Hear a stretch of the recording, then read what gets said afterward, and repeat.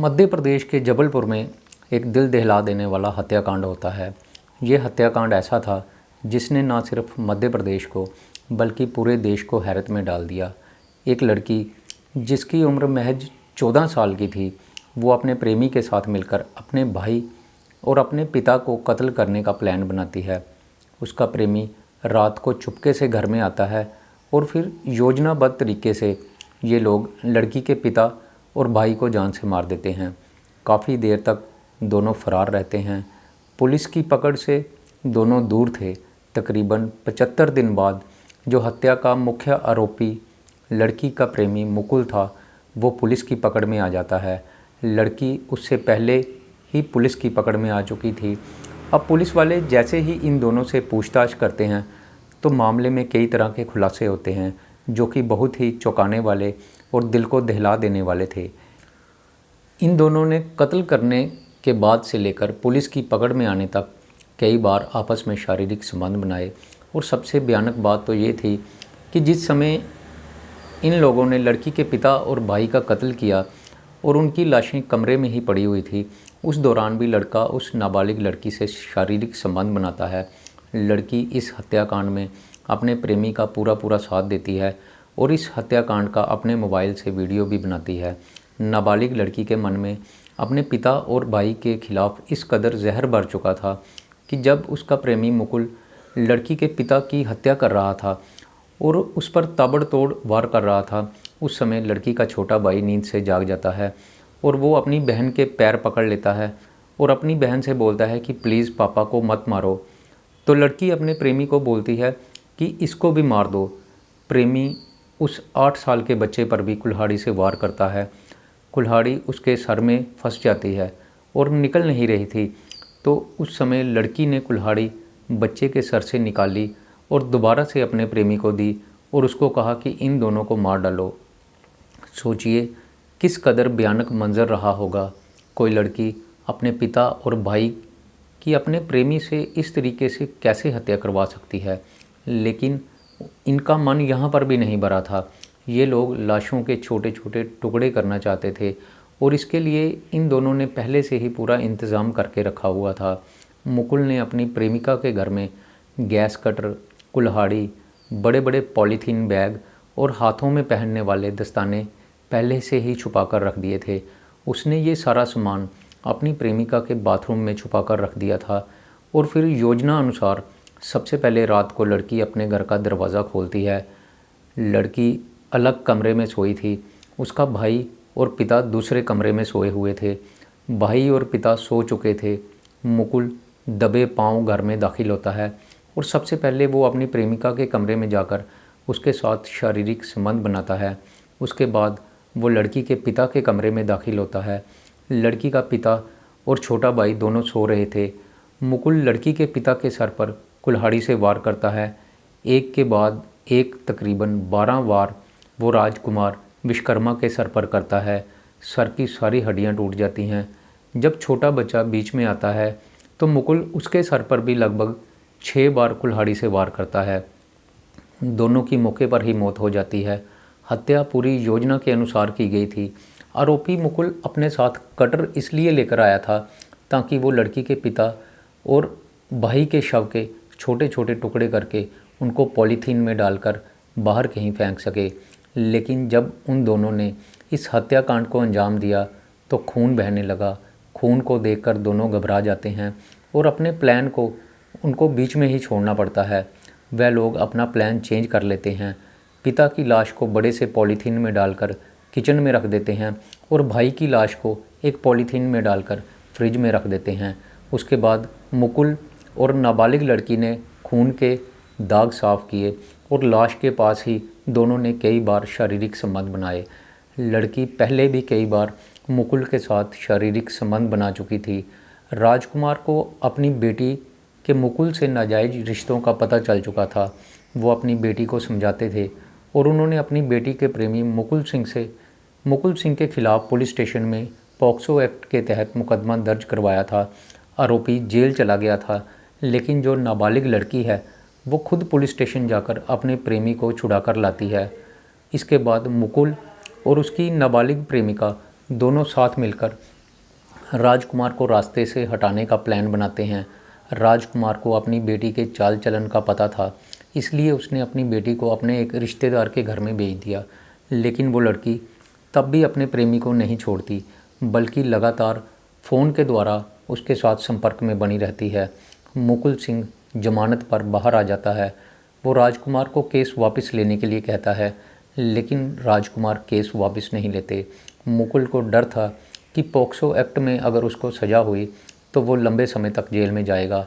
नाबालिग लड़की भी मुकुल के साथ रहना चाहती थी, लेकिन जब उनका पिता इन दोनों के रिश्तों के खिलाफ होता है तो दोनों लड़की के पिता को ही रास्ते से हटाने की प्लानिंग बनाने लगते हैं। लड़की इतनी शातिर थी कि उसने पिता और भाई को मरवाने के बाद घर में अगरबत्ती जलाई, ताकि अगरबत्ती की खुशबू से लाश की बदबू बाहर न जाए। उसके बाद वो जानबूझकर अपने एक रिश्तेदार को वॉइस मैसेज भेजती है, जिसमें कि बोलती है कि मुकुल ने भाई और पिता की हत्या कर दी। उसने ये मैसेज इसलिए भेजा ताकि लोग उस पर शक न करें और सारा शक जो है वो मुकुल पर ही जाए, मुकुल ही हत्याकांड का आरोपी साबित हो और वह साफ साफ बच जाए। उधर जैसे ही ये मैसेज लड़की के रिश्तेदारों को मिलता है, वो उसी समय पुलिस को इसकी सूचना देते हैं। पुलिस वाले लड़की के घर में पहुंचते हैं। दरवाज़ा अंदर से बंद था। दरवाज़ा तोड़कर जब वो लोग अंदर जाते हैं तो देखते हैं कि लड़की के पिता की लाश किचन में पड़ी हुई थी और छोटे भाई की लाश फ्रिज में पड़ी हुई थी। लड़की और उसका प्रेमी मुकुल वहाँ से जा चुके थे। जगह जगह उनकी तलाश की जाती है, लेकिन ये दोनों बहुत ही शातिर थे। लड़की अपने पिता का एटीएम कार्ड भी साथ लेकर गई थी, जिसमें कि तकरीबन 1.5 लाख रुपया निकालकर मुकुल ने अपने खाते में ट्रांसफ़र कर लिया था। दोनों उन पैसों से लग्जरी लाइफ जी रहे थे। अच्छे अच्छे होटल में कमरा लेते और वहाँ पर सारी रात ये लोग सेक्स करते। मुकुल बहुत ही शातिर दिमाग था।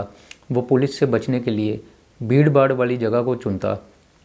उन्होंने फरारी का ज़्यादातर टाइम हरिद्वार और ऐसे ही कई धार्मिक जगह पर काटा, क्योंकि उनको मालूम था कि यहाँ पर लोगों की भीड़ बहुत ज़्यादा होती है, इसलिए पुलिस वाले इनको आसानी से नहीं पहचान पाएंगे। ये लोग किसी एक जगह पर ज़्यादा दिनों तक टिक कर नहीं रहते, अपनी लोकेशन लगातार बदलते रहते। जब तक पुलिस उनकी लोकेशन ट्रेस करके वहाँ तक पहुँचती, ये लोग वहाँ से पहले ही निकल चुके होते। एक जगह से दूसरी जगह जाने के लिए ये लोग ज़्यादातर ट्रेन का इस्तेमाल करते। मुकुल रेलवे स्टेशन पर ट्रेन आने से लगभग 2 घंटे पहले ही पहुंच जाता। उस समय ट्रेन पूरी खाली होती थी। ट्रेन के डिब्बे में जाते और खिड़कियां दरवाजे अच्छी तरह से बंद करके उसके बाद उस खाली ट्रेन में ये लोग शारीरिक संबंध बनाते। इसके अलावा जब ये लोग बस में भी कहीं सफ़र करते तो बस को अपने गंतव्य पर पहुंचने से पहले ही बीच रास्ते में ही रुकवा देते। मुकुल उस नाबालिग लड़की को सुनसान जगह पर ले जाता और वहाँ पर उसके साथ शारीरिक संबंध बनाता। इस तरह 75 दिनों में इन लोगों ने लगभग 70 बार शारीरिक संबंध बनाए। पुलिस ने केस दर्ज होने के बाद राजकुमार के सारे बैंक खाते फ्रीज़ कर दिए। अब ये लोग एटीएम से पैसे नहीं निकाल सकते थे। मुकुल को और उस नाबालिग लड़की को अब पैसों की बहुत तंगी आ रही थी। उसके बाद इन लोगों ने सराय और मंदिरों में रहने का प्लान बनाया। पैसे ख़त्म हो चुके थे, खाने के लिए भी इनके पास पैसे नहीं बचे थे। एक दिन रेलवे स्टेशन पर दोनों गाड़ी का इंतज़ार कर रहे थे कि अचानक से पुलिस वहां पर पहुंच जाती है और दोनों को पहचान लेते हैं। पुलिस वाले इनको पकड़ लेते हैं और पुलिस स्टेशन लेकर जाने लगते हैं। लेकिन तभी मुकुल पुलिस को चकमा देकर भाग जाता है। वो पुलिस को बताता है कि मेरा बैग अंदर पड़ा हुआ है, मैं बैग लेकर आता हूँ। जैसे ही वो बैग पकड़ने के लिए जाता है, वहाँ से वो दौड़ लगा देता है। पुलिस वाले काफ़ी देर तक उसका पीछा करते हैं, लेकिन वो पुलिस की पकड़ में नहीं आता। पुलिस वाले उस नाबालिग लड़की को अपनी गिरफ्त में ले लेते हैं और उसको पुलिस स्टेशन लेकर चले जाते हैं। उसके कुछ दिनों बाद अचानक से एक दिन रात के 11 बजे का समय था। जबलपुर पुलिस स्टेशन में एक लड़का अपने मुंह पर कपड़ा बांधे हुए आता है। पुलिस वाले उसको बोलते हैं कि क्या बात है, किस काम से आए हो? तो वो बोलता है मुझे इंस्पेक्टर साहब से मिलना है। पुलिसकर्मी उसको बोलते हैं हमें बताओ जो तुम्हारा काम है, हम कर देंगे।